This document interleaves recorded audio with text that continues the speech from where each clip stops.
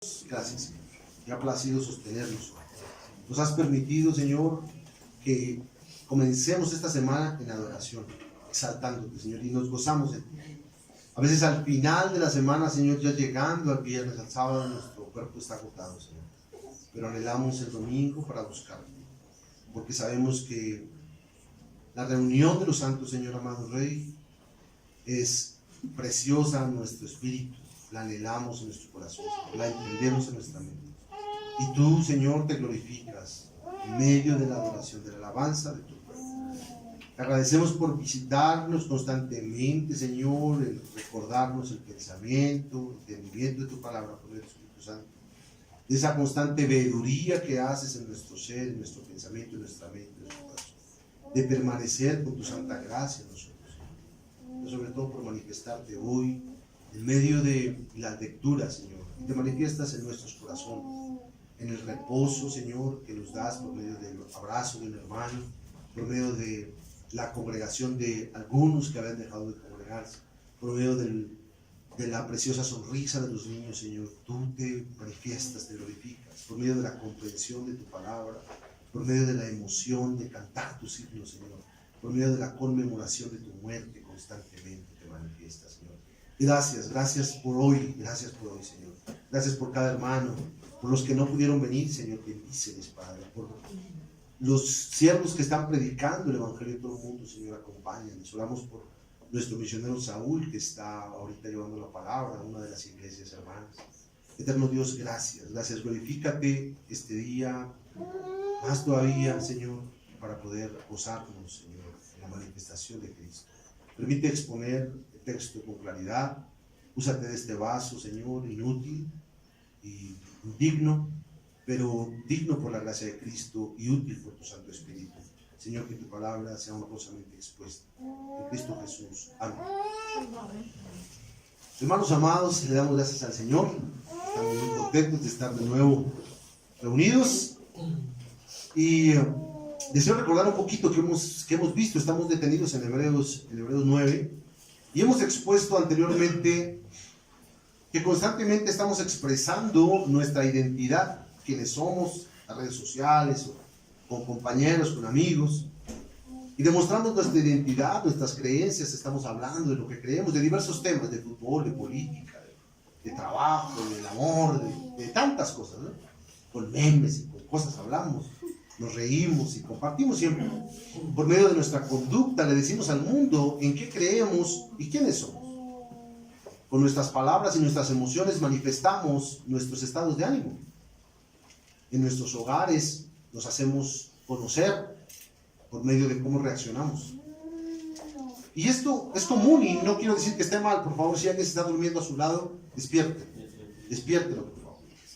¿Ok? Es muy importante que esté atento. Háblele a su hermano. Levántate tú que duermes y Cristo lo va a tocar. ¿Ok? Póngase atento. Entonces, hermanos amados, es importante reconocer eso. Buscamos que nuestra identidad sea reconocida y está bien. Pero sabe que tenemos una particularidad que es muy curiosa. Tratamos de mostrarnos diferentes ante los demás y sí, pues a mí tengo mis gustos, yo tengo los míos, y en ese orden separamos a las personas, y las personas que están acordes conmigo y otras que no lo están conmigo, y de esa manera nos separamos y nos segmentamos. Aún en la iglesia, siendo nosotros hermanos, tenemos unos pequeños grupitos con los que nos asociamos, ¿sí?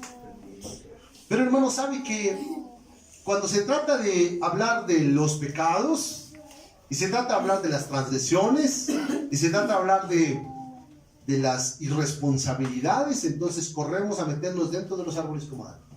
Todos somos pecadores. Ahí sí no hay una situación indistinta. No queremos ser expuestos públicamente a nuestros pecados, no queremos mostrar nuestras debilidades ante las demás personas, y queremos incluirnos en todos y queremos escondernos en ese grupo. No queremos parecer individuos pecadores con pecados particulares, porque es vergonzoso. Y todos participamos de esto. La culpa nos agobia cuando nuestros pecados se hacen manifiestos. Hermanos amados, aún en nuestra oración parecemos cual Adán y su mujer. y nos ocultamos en la multitud. Y hacemos oraciones vanas y vacuas, donde lejos de acercarnos y decir, Señor, tengo problemas con esta área de mi vida. Señor, necesito tu ayuda en esto. Nos ocultamos en oraciones sin sentido y vacías, por el pretexto de orar como cuerpo. Pero es importante que entendamos que en nuestra realidad, hermano amado, somos pecadores todos, sí, pero usted necesita, como yo, trabajar con las áreas de su vida de forma responsable, de forma racional, de forma normativa. Esto es lo que hemos estado viendo. No queremos normas, queremos que todo sea intuitivo. Quiero percibir a Dios con mis sentidos espirituales, aun cuando mis sentidos espirituales son la razón, el entendimiento. Anime a su hermano que está al lado, que se está durmiendo. Si se está durmiendo, póngase de pie y póngase a bailar así, todos a la boca así, por favor. No se duerma, es una falta de respeto. ¿Ok? Hermanos amados, seguimos confiando en nuestras intuiciones. No entendemos, y estoy hablando de todos, yo estoy incluido ahí, ¿verdad? Con todo lo que es. Oro porque el Señor me ayude a dejar mi intuición, digamos, en segundo lugar. No es que no funcione, sí funciona a veces, y hemos hablado un poco de tiempo en eso, pero es importante que mi razón sea usada, hermanos amados. ¿Saben que Pablo habló de esto? Los que quieran acompañarme al texto, los que no quieran pueden escuchar. En Efesios 3. Con esto deseo, hermanos amados, que entendamos que no es que con un poquito de esfuerzo tuyo y disciplina puedes alcanzar tus metas. No. Estoy hablando de que necesito entender y esforzarme. ¿Para qué? Para poder conocer cuál ha sido el don que me ha sido concedido en Cristo. Para poder entenderlo. Hablamos de vivir el gozo supremo de la resurrección de Cristo. Hablo, hermanos amados, de que deseo poder entender la preciosa venida de la gloria de Dios que tanto anhela mi espíritu, que tanto espera mi espíritu, estar constantemente expectante de la manifestación de Dios de forma racional y comprensible. Deseo hacer eso, deseo, hermano. Estoy hablando de crecer juntos. Estoy hablando de madurar como un cuerpo. Estamos hablando de que nuestras familias crezcan y maduren. Y estoy hablando de que como miembros individualmente también crezcamos. Si se da cuenta, hablé del macro a lo individual. Como congregación, como familia, como miembros. Hemos estado hablando de esto. No es que si usted se percibe individualmente está mal, no, está bien. Pero que se percibe individualmente dentro de un cuerpo y como necesario. Usted es necesario dentro del cuerpo. Usted es necesario dentro del cuerpo.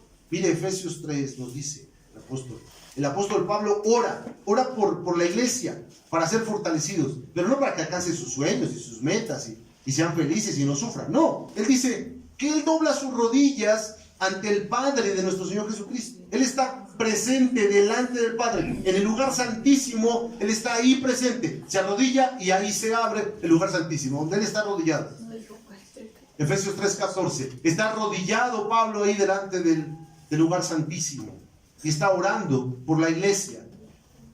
Está delante del Padre, de cual toma nombre toda la familia de los cielos y de la tierra. Nombre, toma identidad, toma propósito, toma el sentido de la vida, y el fin último de la iglesia lo toma de el Padre de nuestro Señor Jesucristo. Y Él está delante de Él. ¿Para qué? ¿Para qué ora? Para que nos dé conforme a las riquezas de la gloria de Cristo, para que seamos fortalecidos por el poder que existe dentro del hombre interior, por el Espíritu Santo de gracia que nos ha sido dado. Ese Espíritu Santo que le fue concedido a usted y que lo tiene ahí y que constantemente le redarguye, eso es lo que Él quiere, que nosotros podamos crecer y madurar. Hace 2000 años lo dijo. ¿Para qué? ¿Para qué sirve eso?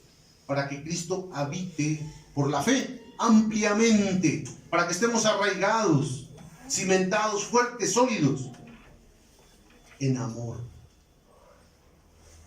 ¿Y eso para qué sirve? Para que sea completamente capaz de comprender solo. ¿Dice solo? Con todos los santos. Y mire, sí, yo soy el que comprendo, pero no comprendo solo. Yo no sirvo solo. Dios nos mandó en familia, y las familias agrupadas, y las familias en congregación. Yo no puedo entender las cosas solo. Yo no puedo vivir solo. Yo necesito tanto de ustedes. Necesito tanto de mi esposa, de mi hijo, de ustedes.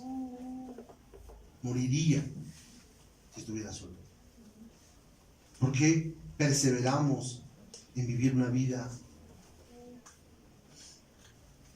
de obras visibles sin trabajar en las invisibles? Nos dice él, para que conozcamos, versículo 18, seas plenamente capaces de comprender con todos los santos cuál sea la anchura, longitud, profundidad y altura. ¿A qué suena eso? ¿No le suena a Moisés con el tabernáculo? ¿No le dio Dios a Moisés cuánto mide, cuánto pesa, qué tan alto es? ¿Se acuerdan? Se está refiriendo a esta figura de que podamos entender la dimensión del tabernáculo. Usted es miembro del templo. Y cuando nosotros discernimos el cuerpo de Cristo, cuando nosotros discernimos el tabernáculo de Dios, nosotros entendemos cuál es la anchura, cuál es la altura, cuál es la profundidad, cuál es la necesidad, qué es lo que yo necesito hacer. Hermanos, es tan necesario entender quién soy yo en medio de ustedes. Me dicen, el pastor, bueno, así nos llamamos y hay muchos pastores. Pero el pastor de esta congregación, ¿qué necesita hacer respecto a su familia? ¿Cuál es su postura, su posición, su necesidad, su atribución, su contribución a otros hermanos de la iglesia? Dios nos permita entender cuál es el poder que actúa en nosotros. ¿Cuál es ese poder? Para que nosotros hagamos cosas mucho más abundantes. Porque el poder de Dios las hace en nosotros, hermanos. Pero la gloria siempre es para Cristo Jesús, por los siglos de los siglos.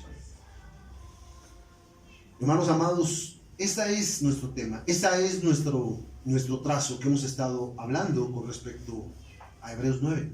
Usted es templo del Espíritu Santo. Somos miembros del cuerpo de Cristo. ¿Cuál es nuestra responsabilidad? Vivimos apartados de nuestra congregación.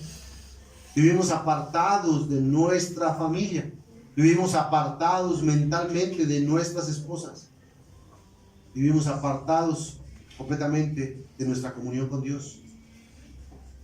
¿Y qué pasa con esos vacíos de comunión? ¿Usted sabe qué pasa cuando una persona no tiene comunión con otras?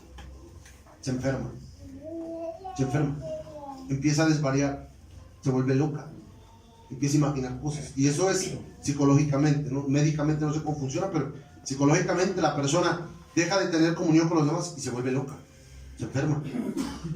Yo deseo poder aplicar esto a nuestra propia vida, hermano. Yo no tengo comunión con el cuerpo que veo. No tengo comunión con mi esposa que veo y vivo con ella. No tengo comunión con mi hijo que veo y vivo con él. No tengo comunión con el Espíritu Santo de gracia que está ahí con su santa palabra. ¿Qué sucede? Empiezo a imaginar cosas. Y empiezo a inventar una relación con Dios. Y empiezo a perder el tiempo. Y no quiero que parezca que le estoy regañando, hermano. Créame, yo participo con usted y lucho con eso todo. Y le digo a mi esposa, amor, ayúdame. Ayúdame, no me dejes. Guía, empújame, avísame, ey. Con esta introducción, hermano, de verdad. Si solamente se va con eso, de eso se trata el sermón. Hebreos 9. Yo no lo grabé. Sí. Solo grabé esta partecita nada más.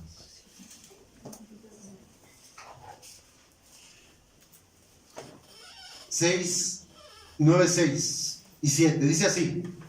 Y así dispuestas estas cosas en la primera parte del tabernáculo, entran los sacerdotes continuamente. ¿Para qué? Para cumplir los oficios del culto.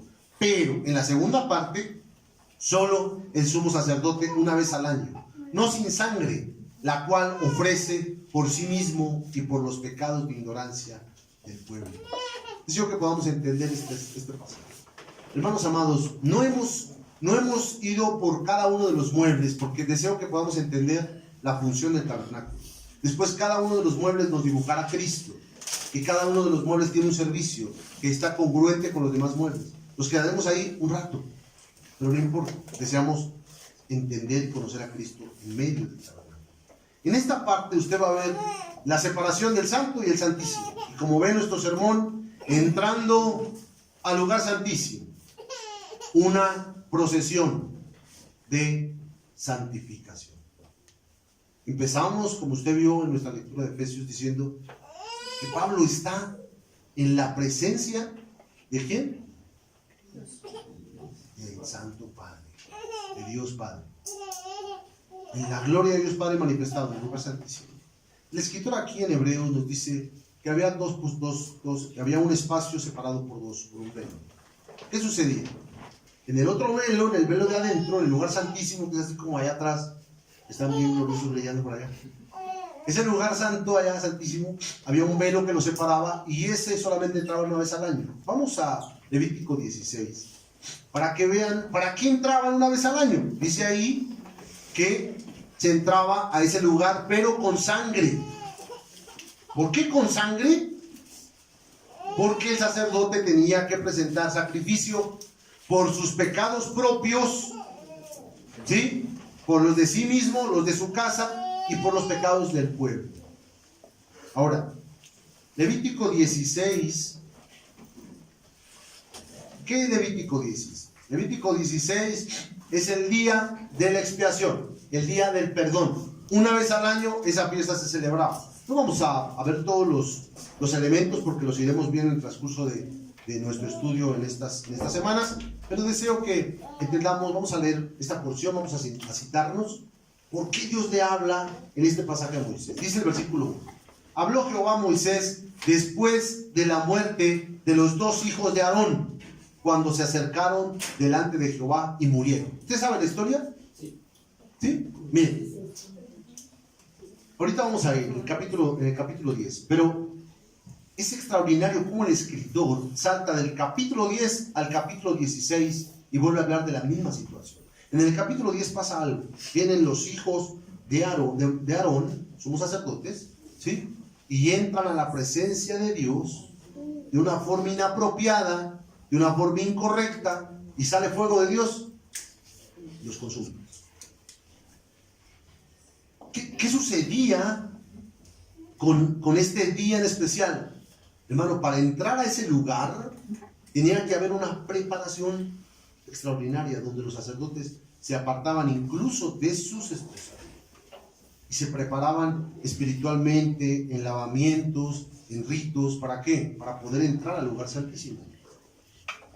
Usted puede meditar sobre qué estaba pensando ese hombre cuando iba a pasar del lugar santo al lugar santísimo después de que se habían quemado estos dos. Hermano, es terrorífico. Yo no sé si usted ha hecho cosas locas en su vida, como tirarse por el bungee, o asomarse por una ventana así muy alta, o hacer bobadas, o tirarse un clavado en la piscina o honda. Yo no sé. ¿Cómo?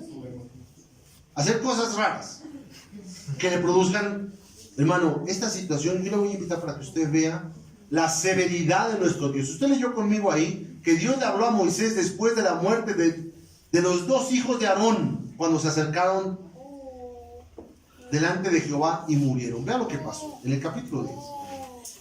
Nadab y Abiú, hijos de Aarón, toman cada uno su incensario. ¿Qué hacen ellos? Ponen en ellos fuego. ¿Qué fuego? Un fuego extraño, sobre el cual pusieron incienso y ofrecieron delante de Jehová fuego extraño. ¿Dónde? Delante de Jehová. En el lugar santísimo. Entraron al lugar santísimo. ¿Qué sucede? Y ofrecieron delante de Jehová fuego extraño que él nunca les... O sea, la forma del acercamiento tenía que ser de acuerdo como Dios había mandado. Ahora, vea esta situación, y es que no había dicho Dios cómo debía de acercarse todavía. Y vea lo que pasa. Sale fuego de delante de Jehová. ¿Y qué? Y los quema. Y mueren delante de Jehová. Ahí en el lugar santísimo. ¿Qué sucede en el 3? Y entonces le dice Moisés a Aarón, esto es lo que habló Jehová diciendo: en los que a mí se acercan, me santificaré, y en presencia de todo el pueblo seré glorificado. Y Aarón cayó. ¿Se acuerda cuando le platiqué sobre santificado sea tu nombre? Santificado sea tu nombre. ¿Se acuerdan? Ahí está santificando su nombre el Señor. Terrible. Fuego sale y los consume. En el versículo 4, llamó Moisés a Misael, a Elzafán, hijos de Uziel, tío de Aarón, y les dijo: acercaos y sacad a vuestros hermanos de delante del santuario, fuera del campamento. ¿A dónde los sacaron? O sea, no solamente eran indignos de estar en la presencia del Señor, sino que tampoco eran dignos de estar en el campamento. Ahora, yo deseo que usted pueda recordar que así fue tratado nuestro Señor. Nuestro Señor vivió toda su vida en la presencia del Padre, delante de Dios. Pero los hombres siempre lo trataron mal. Fue escarnecido en su muerte. Fue sacado del campamento, fue sacado de Jerusalén, fue sacado de la ciudad. Como si fuera un escritor de la ley. Pero Nadab y Abiú, aquí mueren los hijos de Aarón, y yo le invito para que después usted lo lea. A Aarón no se le permite llorar por sus hijos. En este punto pasan 5 capítulos, no los vamos a ver, 5 capítulos. Dios hablando que es santificarse. 5 capítulos, le invito a que los lea como tenga tiempo. 5 capítulos hablando de qué es santificarse. Y en el 10, cuando va a hablar del perdón, vea qué dice. Por favor, les encargo, hermanos, ahí con sus celulares, aunque se sirven para que se despierten también. Son alarmas para que se despierten. Levítico 16, entonces dice: cuando está pasando esto, hermanos amados, el Señor le habla a Moisés y le dice: di a Aarón tu hermano, versículo 2 de Levítico 16, no en todo tiempo entre en el santuario detrás del velo, delante del propiciatorio que está sobre el arca, para que no muera, porque yo apareceré en la nube sobre el propiciatorio. Con esto entrará Aarón en el santuario, con un becerro para expiación, versículo 3, y un carnero para holocausto. Y se vestirá la túnica santa de lino, y sobre su cuerpo tendrá calzoncillos de lino, y se ceñirá el cinto de lino, y con la mita de lino se cubrirá. Son las santas vestiduras, con ellas se ha de vestir. Versículo 4. Después de lavar su cuerpo con agua, y de la congregación de los hijos de Israel tomará 2 machos cabríos para expiación y un carnero para holocausto, y hará traer a Aarón el becerro de la expiación que es suyo, y hará reconciliación por sí y por su casa. Después tomará 2 machos cabríos y los presentará delante de Jehová a la puerta del tabernáculo de reunión, y con él será la expiación del pueblo. Ok, déjenme resumir rápidamente las ideas principales y pasamos a nuestra conclusión de este pasaje. Hermanos amados, el sacerdote tenía una vestidura que tenía muchas piedras. Tenía una mitra, gracias, con una placa de oro, y era hermoso. Pero ese día no.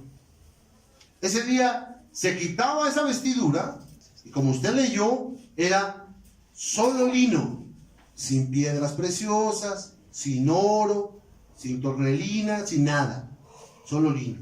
para entrar a ese lugar. El lino fino no quiere decir lino caro. Lino fino es lino delgado, muy delgado. ¿Sí? Entendemos que él tenía que limpiarse él mismo con agua y tenía que presentar expiación por él y por su casa. Y usted puede darse cuenta ahí la responsabilidad que tenía él, no solamente por él, sino por toda su familia. Pero después habría de presentarse también para poder expiar el pecado de todo el pueblo. Y deseo ir aplicando para que no nos llevemos tantas ideas y al final. En Apocalipsis, en el capítulo 7, en el capítulo 19, versículos 7 y 8, el Señor habla al respecto de las vestiduras.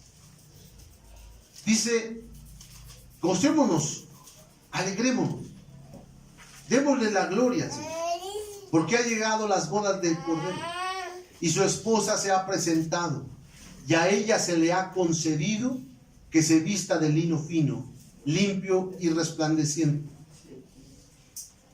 ¿Está usted conmigo? Apocalipsis 19:8.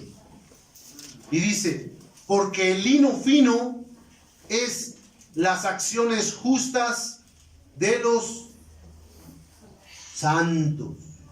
El escritor entonces está trazando una enseñanza desde la figura del sumo sacerdote que está en Levítico 16, que está vestido de lino fino, no con las preciosas vestiduras que se vestía todos los días el sumo sacerdote, sino que ese día, el día del perdón, el día donde debía limpiarse, debía lavarse, debía de presentarse delante de Dios y iba a entrar al lugar santísimo, muerto de miedo, muerto de terror.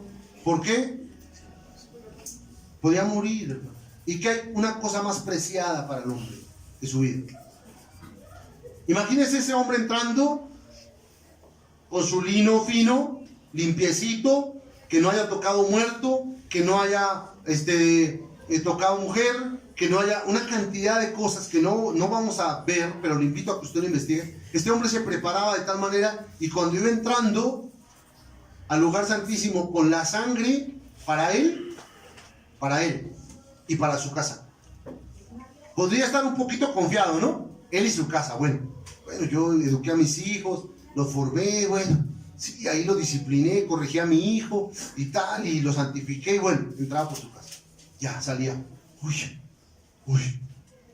Pero ahora toca ir por los otros dos y entrar ahora todo el pueblo. ¿Sí? Entonces ya ese era un poco más complicado, creo yo, ¿no? ¿Sí? Pero deseo poder reflejar aquí a nuestro Señor Jesucristo, que podamos entender. Nuestro Señor Jesucristo no necesitó dar purificación por sí mismo, porque Él se mantuvo puro toda su vida. Y al mantenerse puro toda su vida, dice la Escritura que Él santificaría a todos los hijos que Dios le había dado. Todos los hijos de Dios que estarían en Él, por medio de la vida que Él viviría, los santificaría en la resurrección. Él vive una vida santa. Al morir en la cruz, viene a tipificar no solamente el Cordero para Jehová, sino el Cordero de libertad, que eso ya hablamos en el capítulo 6.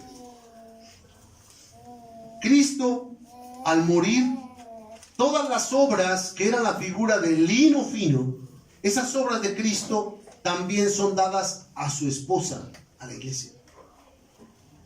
Y ahora en la lectura que leímos de Apocalipsis, igual que el sacerdote de Levítico 16 se lavaba con agua, se untaba con sangre del cordero, así y a su familia, ahora él debía entrar y purificar a todo el pueblo.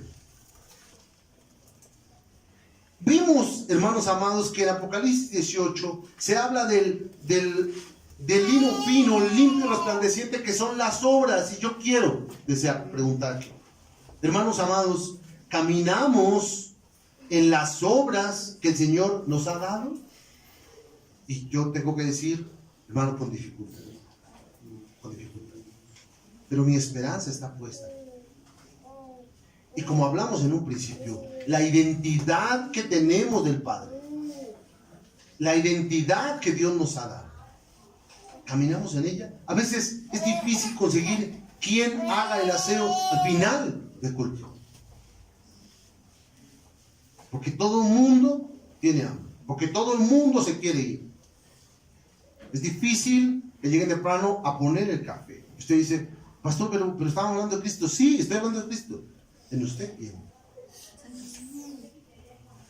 Es difícil. Somos miembros del cuerpo de Cristo. Es difícil. Hermanos amados, Hebreos 10, 19 nos habla de esa libertad que hemos recibido, de esa libertad que nos ha sido concedida para poder caminar en esas obras buenas y ser vestidos de ese lino constantemente y poder vivir en la presencia del Señor, en ese lugar santísimo que ha sido abierto. Y nos dice Hebreos 10, 19, hermanos, teniendo libertad para entrar en el lugar santísimo por la sangre de Jesucristo, por el camino nuevo y vivo que Él nos abrió a través del velo, esto es, su sangre. Y teniendo un gran sacerdote sobre la casa de Dios, acerquémonos con corazón sincero, en plena certidumbre de fe, purificados los corazones de mala conciencia y lavados los cuerpos con agua pura. Mantengámonos firmes, sin fluctuar, la profesión de nuestra esperanza, porque fiel es el que prometió. Mi hermano, hemos hablado de Cristo, hemos hablado de la novia de Cristo, vestida de las vestiduras blancas que son las obras de Cristo y en las cuales hemos caminado. Hablamos de cómo el apóstol Pablo está orando en la presencia de Dios diciendo, Señor, que entiendan, que comprendan. Y esa oración trasciende a usted y a mí. Y yo le pido que ore por mí para que el Señor me haga entender, porque yo necesito entender. Soy tan torpe en muchas cosas, soy tan necio en otras, y necesito tanto de su oración todos los días. Por favor, oremos los unos por los otros. Pero no solamente eso. El escritor nos dice, tenemos un acceso al lugar santísimo. Mantengámonos firmes sin fluctuar, la profesión de nuestra esperanza. Pero ¿cómo se hace eso? Escritor de Hebreos, ¿cómo se hace eso? Dice, debemos entender que tenemos un sumo sacerdote que está sentado a la diestra de Dios. Debemos acercarnos con un corazón sincero. Yo le pregunto, si somos sinceros, ¿se acuerdan cuando empezamos a hablar al principio? Nos escondemos en medio de la multitud. Señor, ayúdanos con nuestros pecados. Señor, hermano, seamos sinceros. Los pecados suyos son suyos. Usted sabe y debe saber y debe tener conciencia que el peor pecador que usted conoce es usted. Si usted no es consciente de eso, tiene un problema. Cuando usted cierra sus ojos en la presencia del Señor y es honesto, el resplandor de la gloria de Cristo le muestra la vileza y suciedad de las obras, de los pensamientos y de los sentimientos de su corazón. Y sería imposible que se agrupara con todos los demás. ¿Por qué? Porque usted no conoce la vileza de los demás. Usted no los conoce. Vaya, yo que platico con usted, que estamos en consejería, yo no los conozco. Yo no los conozco. Cierro mis ojos, hermanos, y me da un terror tan tremendo por causa de mis maldades. Sí, Señor, perdóname. Soy indigno y tengo que buscar en mi mente constantemente el sacrificio de Cristo, porque soy indigno, hermano. Esa sangre sigue vigente y no la recuerdo, no la traigo a memoria. Ese sacrificio cruento y pisoteo al Hijo de Dios. Y yo le digo, hermano, ¿usted hace eso? Claro. y nos escondemos y nos argumentamos. Un corazón sincero, pero con plena certeza de la fe que he recibido, para que poco a poco ahí, cual estoy consciente de mi maldad y de mi podredumbre, por medio de la fe que he recibido, la cual no merezco, sea yo puesto en pie y siendo lavado por el agua preciosa de Cristo y su sangre, en la conciencia de recordar los sufrimientos y padecimientos escritos en la palabra, y que mi corazón sea limpiado de mala conciencia y pueda ponerme en pie delante de Él, no por mis propios méritos, sino por los méritos de Dios. ¿Cuánta necesidad tenemos de eso? Todo el tiempo. Es así como podemos mantenerlos firmes. No hay otra forma, esa es la única forma. ¿Y sabe qué? Después de entenderlo, tengo que ir con mi hijo y tengo que enseñarles. Tengo que coger a mi mano, a mi esposa de la mano y caminar juntos.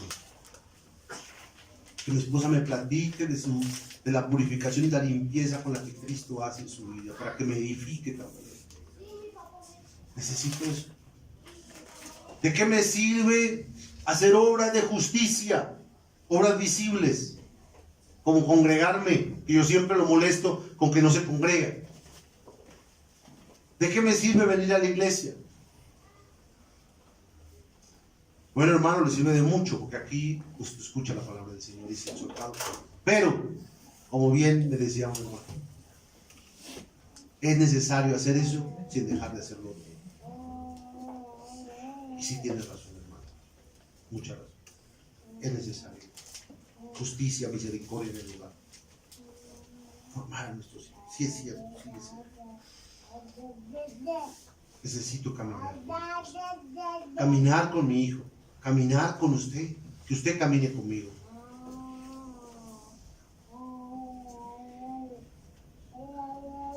Hermanos amados, el sacerdote entraba cada año al lugar santísimo, no sin sangre, habiéndose purificado junto con su casa de sus pecados, pero con miras en la misericordia de Dios, con miras en la misericordia que Dios tendría por él, quizá recordando cada rito de purificación que había hecho, con mucho miedo. No fuera que Dios lo consumiese como nadie vio, que no saliese con vida. Y las campanas que anunciaban cada paso que daba, esas campanas que oían los que estaban afuera, yo no sé si decían, está vivo, todavía está vivo, porque él tenía que caminar alrededor y echar sangre, y en qué momento saldría fuego y lo consumiría. Lo escuchaban que se moría por medio de las campanas. Sus vestidos tenían pequeñas campanitas. Si no, habría que sacarlo como los demás. Asimismo, Cristo, en los días de su carne, ofreció ruegos, súplicas, en angustia verdadera, y su sudor eran como grandes gotas de sangre. Cristo entró vivo a la gloria, y vivo regresará, hermano, con su galardón. Esa es la esperanza que tenemos. Es la esperanza que debemos compartir con su esposa, con sus hijos, con su esposo, con el incrédulo. Comparta eso.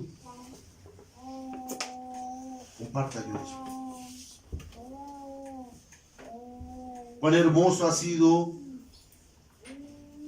nuestro hermoso y real sacerdote, que ha agudizado nuestros oídos para escuchar las hermosas campanas de su obra, deseando con todo nuestro ser servirle hasta la mismísima muerte, hermano, para poder disfrutar en la resurrección de la plenitud de su hermosa vida. Y cual ciegos que recobran la vista gradualmente, somos guiados por el sonido de su voz, que nos habla de sus obras. Y así, podemos seguir hasta la muerte y resurrección. Oremos.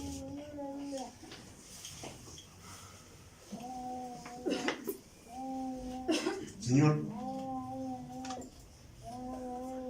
perdona. Y a la verdad ya me has perdonado. Pero mi experiencia se hace tan fuerte por causa de mi maldad. Si no fuera por la fe que has puesto en este miserable pecador, Señor, ya no existiese yo. Pero te ha placido sostenernos. Asimismo, hoy venimos, Señor, delante de ti pidiéndote perdón por nuestra negligencia, por las maldades abundantes, Señor, de nuestro corazón y la injusticia con la que a veces nos conducimos. Pero recordamos, eterno Dios, tu voz, tu aliento que da, Señor amado, recordándonos tu preciosa obra, y que por medio de esa obra hemos sido revestidos, Señor, como sacerdotes del himno, como esposa tuya del himno, por las obras preciosas en las cuales anhelamos caminar y caminamos. Eterno Dios, deseamos en Cristo poder constantemente presentarnos, Señor, honestamente delante de ti. Señor amado, queremos permanecer firmes sin fluctuar.